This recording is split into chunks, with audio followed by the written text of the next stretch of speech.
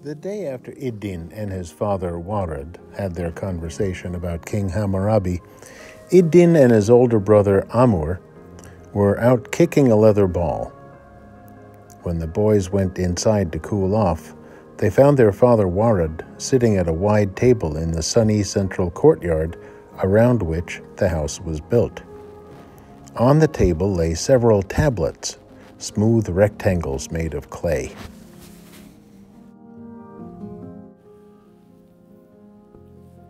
Wedge-shaped symbols were pressed into the clay.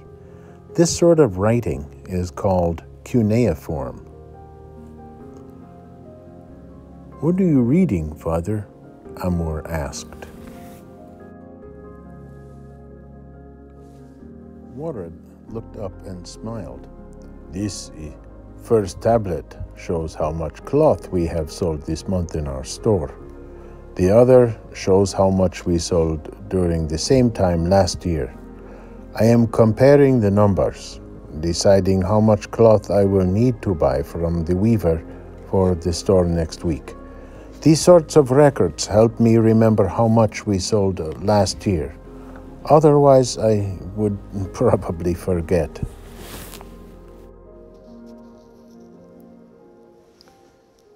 Idin sat down on a wooden bench next to the table. "Father," he asked, "who figured out how to write in the first place? Who decided what each symbol meant?"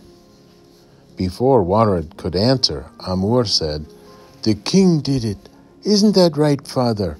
King Hammurabi can do anything." Warad said gently, "Well, Amur, our king has done many wonderful things. But someone else made up writing even before the king was born. And Idin, I'm afraid we don't know exactly who it was that figured out how to write and decided what each symbol should mean." Idin laughed. "Maybe they should have kept a record on clay tablets in cuneiform." Warad laughed too. "Well, whoever did it did us all a great favor. If we couldn't write, it would be harder to remember information for long periods of time." Idin interrupted. "Like how much cloth you sold last year?" Warad smiled. "Like how much cloth I sold last year."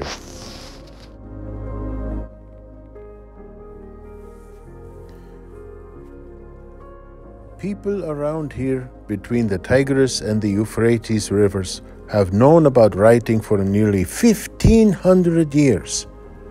That's important. In fact, King Hammurabi may not have invented writing, but he had a great idea about how to use it.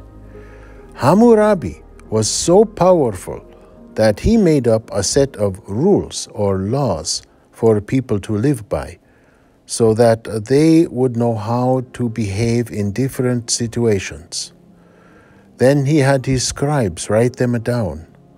Actually, your uncle, my brother, is one of the scribes who helped the king to write down the laws of our country. This set of laws is called the Code of Hammurabi. There are 282 laws in all.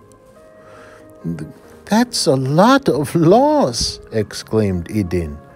"That must have taken Uncle and the other scribes a long time to write." He hesitated. "How did Uncle get to be a scribe anyway?" "Our father, your grandfather, was a scribe, and that is why all our family members can read and write. Your grandfather taught your uncle, and he taught me. We are lucky that we know how to read and write. And if your uncle and the others had not written down all the laws of King Hammurabi, who could remember all 282 of them?" Idin finished.